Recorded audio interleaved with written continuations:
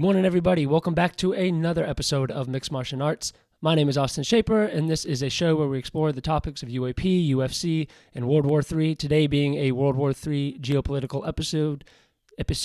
Thank you guys so much for tuning back in. I am running on E today because last night at like 2, 3 in the morning, one or multiple people decided to break into a bunch of cars in our neighborhood and set off the car alarms, which was just fantastic. And by like 3 in the morning, there was one car left doing like the honk, honk, honk thing, and it was doing it for over an hour straight. And so a bunch of people called the police, myself included.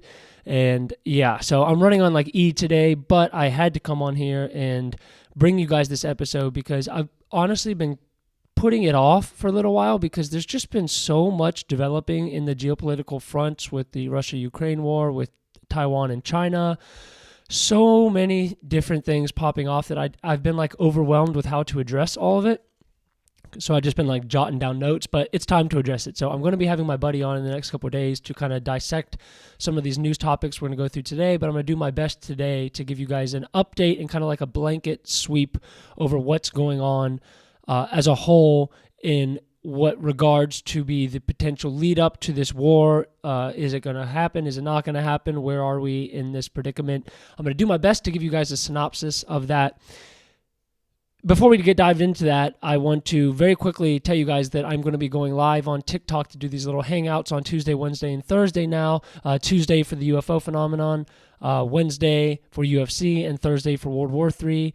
I think I'm going to stick to, I guess I should have thought about this before I made a video, huh? I think I'm going to do like 6 p.m. tomorrow night. So 6 p.m., and if there is a change, you will check my Instagram or check TikTok at Mixed Martial Arts. But I'm going to do 6 p.m. Eastern Time Zone tomorrow. Mixed Martial Arts is my TikTok. You can find the link in the description to this video.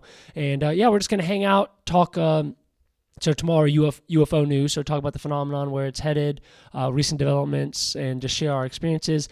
Should be a good time. I've been wanting to do it on YouTube, but you got to reach 1,000 subscribers. So that being said, please subscribe if you like tuning into this stuff. It helps me out a lot. Okay, so getting to the actual point of the freaking video. What's going on? Let's just start with Taiwan and China because there's some interest in. Hey, you know what? Let me change my mind there.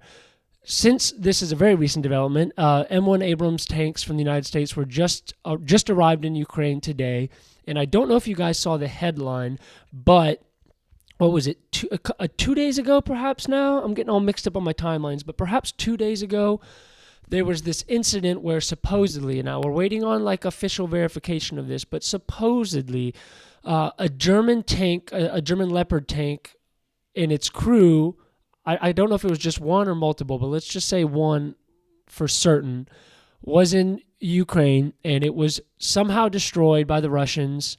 Don't remember if it was a drone strike or how it happened. Some of the details are still kind of emerging, but suffice it to say, there was some sort of strike and an attack on a Leopard tank, and when the Russians approached the destroyed tank, they found a German crew, not a volunteer force, but straight up German military operating in Ukraine. And I guess they had a conversation with one of the surviving pilots or engineers, whoever it may be, that was operating said tank. So a lot of people have been freaking out about that, like Canadian Prepper, for example. I do like his channel. I think, although he is kind of fear-mongery, he does give a very balanced, rational approach to a lot of the stuff. And kind of he was dissecting this and talking about how much of a red line this could potentially be, and does it take us to Article 5 and all this stuff. And I don't know what to make of it, but I wanted to bring you guys that because this is just my take. Could be wrong, and this also could be like what Canadian Prepper refers to as like red line fatigue, where it's like, Russia has given us so many red lines, NATO, and said, you do this, we'll go to war with you, we'll nuke you, do this, do that, and we kind of do it, from the tanks to now the long-range missiles to the increased military aid packages, all kinds of stuff. It goes on and on and on. And obviously a red line that people thought there was going to be for the NATO perspective was if any NATO members, any military forces were killed, and then vice versa from Russia's perspective, if they caught any NATO troops or any NATO nations troops, such as Germany, fighting in the war, not volunteer forces, but official forces in the militaries of any of these countries, Poland, Germany, so on and so forth, it's going to mean war. It's going to mean direct conflict between NATO and Russia, and it appears that potentially that is what just happened. Now, my take is that no singular incident of this kind of a magnitude, where maybe like a tank crew gets destroyed or even some sort of decision-making facility is struck, I personally don't think that any of those types of scenarios, or even this like Russian American jet thing you keep hearing in Syria, how they keep having like they keep flying real close to each other and doing like dangerous maneuvers, and then like the drone spilled like gasoline or fuel all over the other one. I don't think any event like that is going to trigger something as big a deal as a conflict between Russia and NATO, or Russia and the United States. That's just my opinion. I could be wrong, but I think that both sides are stockpiling for this potential conflict, because I think if we're looking at a probability scale, it's probably over 50% that at some point in the future, in the near future, I guess you could say within a year, 2 years, 3 years, 5 years tops, there is probably going to be some sort of conflict with the Axis and Allies powers. It's kind of hard to not see how it could happen with the way that it has been developing. And as I say time and time again, it's not kind of happening in the way that like the movies portray, where like some big singular incident happens and then that triggers, Armageddon, that triggers some nuclear war. It's not really happening like that. It's been this tit for tat thing now for the past, year and a half. And it just isn't developing in a way that, maybe is very predictable, and war is inherently unpredictable. So as far as where this conflict is going, it's I don't think that one singular incident like this, if this German tank being destroyed with German military forces on it, I don't think it's going to trigger Article 5 or trigger the direct conflict. I think if this conflict is going to happen, it's going to happen because of planning, and it's going to happen because of an overall bigger chess game that's happening, not just one incident. They're like, okay, they killed 5 Germans, let's go to World War III. I'm open to being wrong about that because, as I said, inherently unpredictable, very hard to make predictions about something as unstable and volatile and random and just strange and scary as the build-up to the next potential global war, which we're all praying hopefully is not going to happen. The only people vying for this are the powers that be, that are poking the bears and stirring the pot. And it's just a crazy time. Like I said, I was kind of overwhelmed to do this episode because there's just too much to talk about in a short period of time. But you've got the M1 tanks that just got delivered today. Keep in mind when Biden specifically said there will be no American tanks crossing into Ukraine. He said that at the beginning of the war, and here we are. We got the tanks. Soon we have the F-16s. We got the long-range missiles. We have military aid package after package after package. And now supposedly German forces on the ground being killed. It's not a good recipe, and as much as I dislike what Russia did to Ukraine, I think it's absolutely wrong to invade another country, regardless of if you feel that you've been provoked, which was Putin provoked. I do think it's you definitely could have an argument without being considered like some Putin pundit that NATO was provoking Russia. That didn't mean Russia had to take the bait. That didn't mean Russia had to make this go from a geopolitical dispute over territory to a kinetic war. That's on him. And that's 100% on him. And clearly whatever is happening in the truth of who's winning this and who's not winning and who's losing, it's a hot debate amongst the people who follow this subject closely, who is winning the war in actuality. It's clear that Russia is not they're not sticking to the plan that they thought was going to happen. The take Kiev in 3 days crap. Look at this. This is turning into like a prolonged war of attrition, which, without direct NATO intervention, it does kind of logically seem that eventually Russia would win the war of attrition due to simply numbers and strength and power. And I don't see how Ukraine could hold out forever, but with direct intervention that could change, though we do know the risk of direct intervention means all of us getting incinerated in an ashy fire of nuclear clouds. So that's the risk of the entire thing. Where does it stand now that the tanks are coming in and that the military packages, I forget the amount that just got passed by Biden a few days ago. I want to say it was in the billions again. And one of the senators, Senator Hawley, I want to say, or Howley, I forget his name, mentioned that when they had the hearing on the aid package, it said that this is going to be a continual process, and the American people can't really have fatigue on this because we're nowhere near the finish line. So expect a lot more packages in the billions and billions of dollars.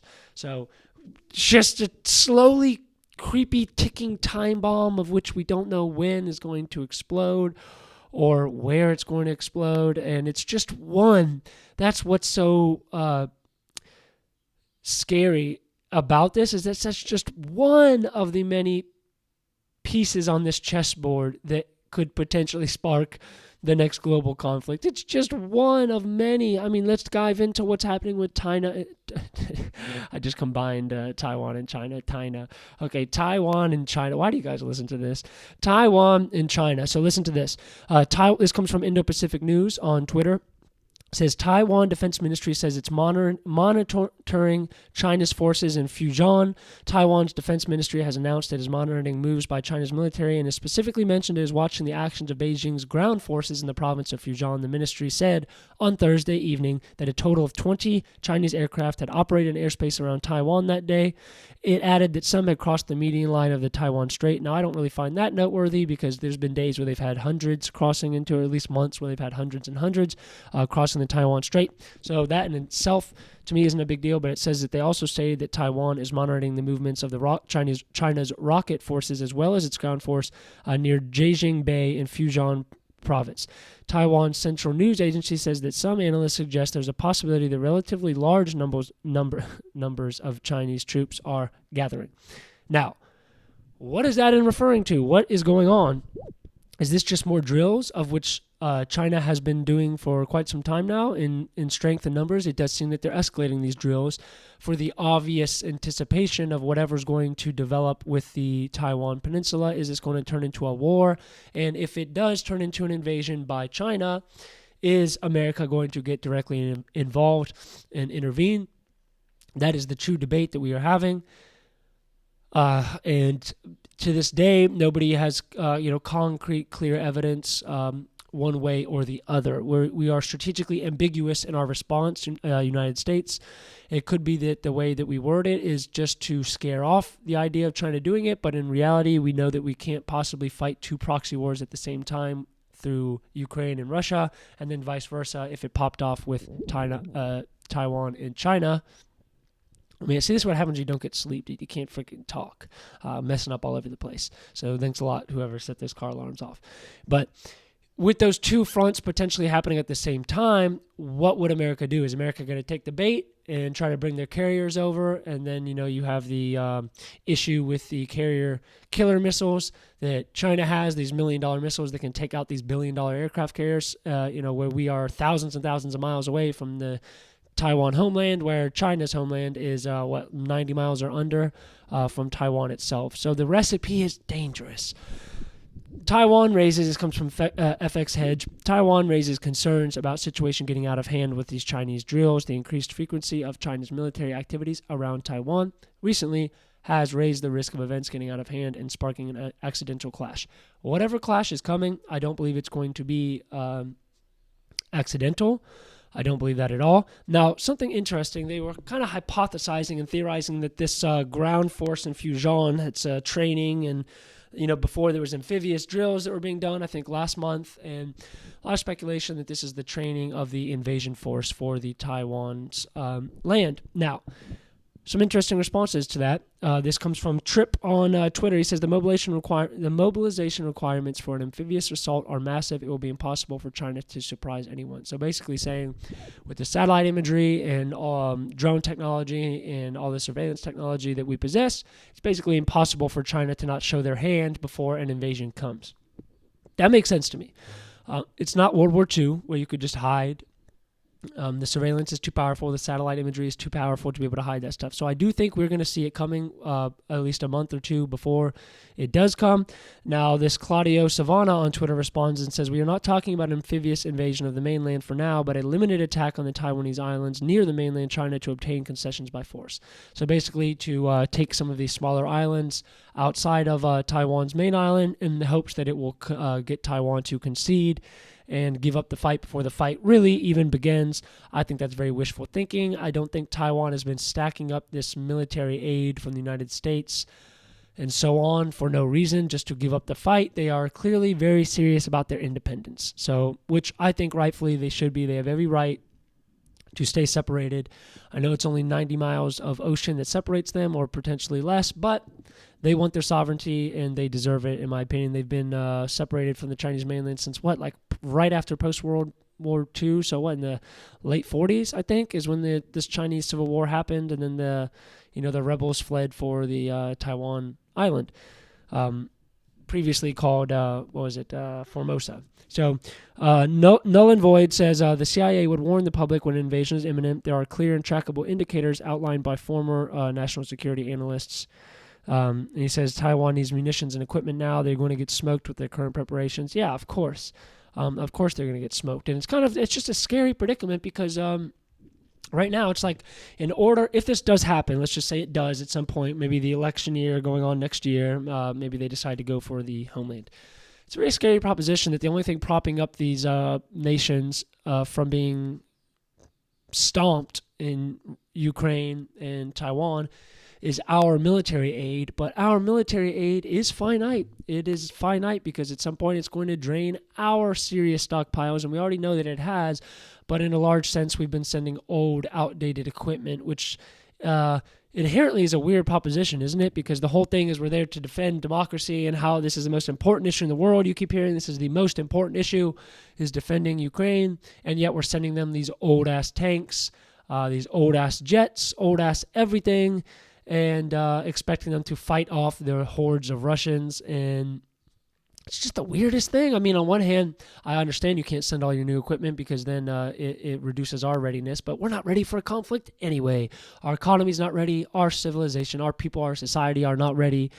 And our government is not ready, certainly. And so it's this weird predicament where, yeah, you're sending them a lot of stuff, but it's like your second hand-me-downs, but you want to fight one of the biggest superpowers in the world. And your plan is that, you don't want Americans to die. But as Lindsey Graham says, the Ukrainians and the Russians are fighting each other. We're funding it so that we don't have to be directly fighting Russia ourselves. I think that is a simplistic view. I think Lindsey Graham is a warmongering maniac, and I would like to see him on the front lines should this pop off, because what is currently going on is just so bizarre, and I know that a lot of people have fatigue about it. It's almost like the pandemic phase where we're just kind of worn down, tired about hearing about the news, tired of funding the conflict, tired of seeing no light at the end of the tunnel, no peace deal to be made. So people have naturally fatigue about it, but things are still heating up. And it's like the concept of the frog being boiled. It doesn't know it's being boiled if you do it slowly, so it doesn't jump out of the pot. Nobody's really up in arms about this yet and protesting it at the rate that they probably should be, because, we're going down the tracks slower than people, I think, anticipated. It's pretty profoundly amazing that we have not already reached a direct conflict with Russia, in my opinion, or China. And is that because of nuclear deterrence? Is that because this is like a front for the public, and maybe these countries know they aren't going to go to war, and that's why NATO and the United States are not so scared to poke the bear in Russia, because they know there's not going to be a response and that nuclear war is not going to happen? I don't know. I just don't know. I would like to hear from people who maybe know more than I do, because I'm just here kind of watching this and thinking how crazy it is, the time that we live in. So absolutely fascinating. Now, this comes from Health Ranger on Twitter. This was a weird take. I don't know what to make of this one. He says the U.S. Army War College, sounds legitimate, issued this report warning that if the United States goes to war with Russia over Ukraine, the United States should anticipate 100,000 casualties per month. That's twice the total United States casualties of the Vietnam War. That's comparing apples to oranges. But over the entire duration of that war in Vietnam, it says expect 1.2 million dead, maimed, or injured U.S. men and women in the first year of the war with Russia. This figure of 3,600 casualties per day is found on the 6th page of this report. I think, so he's basically saying, 100,000 per month. Should we see the biggest superpowers in the world in the United States and Russia go at it? And I don't really see much of a world where Russia goes at it without China's backing, without China's military alliance. I don't see really any. I guess it's possible. Maybe China could wait it out, kind of how United States waited it out in World War II until they got directly involved. That is possible, but either way, I guess let's just say just Russia and NATO, United States for now. Obviously, it's not even a possibility that NATO would not be involved if United States and Russia were to go at it, because we are the biggest funders of NATO. So naturally, NATO would be in this war. I think 100,000 a month is a low estimate. There was 100,000 a week dying just in Japan in civilian casualties with the fire bombings. So And, now that we have nuclear weapons, I mean, we know what 100,000 or just under 100,000 died in Hiroshima. So 100,000 a month, I don't know if they're basing that on purely conventional attacks, but I think that's optimistic. 100,000 a week could be more likely. 100,000 every couple of days could be even more likely. And that's if there's tactical nuclear weapons. And God only knows what else they would bring out to bear if this conflict really does happen. So that's 100,000 a month from the U.S. Army War College. More packages announced from Ukraine. I'm just scrolling through some of this news. This comes from Endgame World War III. It says that satellite images are showing increased activity at nuclear test sites in Russia, China, and the United States. So what's odd about this, I guess not odd, but what is revealing is how little the public gets to see and hear about this from the news. The news basically is just rah, rah, rah, support Ukraine, more weapons, more money, more ammo. Not here to argue the morality of it, just simply here to say that's the media's take, whereas behind the scenes, they're not properly addressing the fear that we need to have. Like, if you've read anything about World War II, I just finished Eugene Sledge's book, With the Old Breed. First-hand account of a Marine veteran fighting in the Pacific War against the Japanese. Just finished that book, and I've read about 4 World War II books in total, watched a lot of documentaries, so on and so forth. And I think it takes that kind of digging into that war to really be able to understand why people are scared, why people who follow this, I should say, are scared of this war happening, where the mainstream news and the average Joe who's not really paying attention to this stuff doesn't really seem concerned, doesn't have a worry in the world, just blissfully going through their life thinking that a war is not even possible because it hasn't happened in our lifetime. A great war between superpowers, especially nuclear, has never happened. So they're just kind of blissfully walking through life. But when you see something like this that's not on the mainstream news, that the nuclear test sites are rearing up in Russia, China, and the United States, you see what's actually happening. That there are consequences to this proxy war. There are consequences to funding this war. It's not as black and white as, we support Ukraine because it's the right thing to do. We want democracy, Russia bad, us good. It's not that simple. It's just not. I think what Russia did and is currently doing is fucking terrible. I want them held to account. I want them out of Ukraine. That is what I want. But I also have to admit that it's a messy, complicated war, and it's a complicated solution because, hate to break it to you guys, but Russia's got the most nuclear weapons on planet Earth. So you can't just act as if they don't, because you act like that, eventually you're going to get bit with it. NATO chief warns that there would be no quick ending to the war in Ukraine. We obviously know that at this point, but it seems thus far there's no foreseeable end in the future. I mean nothing. There's no concessions being made. Ukraine still wants Crimea. Russia still wants all of Ukraine. There's no concessions being made, so the war machine is going to keep on ticking, and the only thing that could potentially change it right now is if the war gets even bigger and our attention gets drawn from Ukraine to then Taiwan and China. Man, I said China like 5 times. Oh, man, got no sleep last night, but that's kind of where we're at, guys. I don't know if I did the best summary. I did my best, but it's just, it's a lot to take in. It's a lot to take in. And if we fight a simultaneous proxy war with Taiwan and China and Russia and Ukraine, it's bad news bears, whether it turns into a direct conflict off the bat or if it kind of slowly steamrolls like the way it's happening with Ukraine and Russia. I just don't know. I hope you guys don't watch me for like predictions because I'm kind of done. I'm kind of out of the prediction business. I thought this war was going to happen a while back when the conflict first started and Russia invaded. I thought that was going to quickly, within a couple months, turn into a war with NATO, and somehow it has not. I think both sides are stockpiling. I think the evidence is clear that both sides are getting ready, if not currently ready, to turn this into a hot war and ruin all of our lives individually while the warmongers and the politicians sit back on their butts and make money while we suffer, the American people, the people of NATO, even the people of Russia who don't want this war, the people of Ukraine. Whole world will suffer in ways that you can't even fathom. If you have not studied World War II at the level that it deserves, you can't really fathom what it does to the individual's life. And you can try to stay in your small bubble, not pay attention. I can understand the rationale of people who don't want to pay attention because they can't change it. So they're like, why would I focus on something negative? To me, it's just like we're living in a part of history that is so profoundly amazing in a bad way, but just profoundly, I'm just awestruck, I guess would be the right words. I'm just awestruck, and I just don't know what comes next. God only hopes it's not a war, but what's going to change, guys? What's going to change? I appreciate y'all for tuning in. I'll be back in the next day or two with a better episode. I'm sorry, I'm rather sleepy.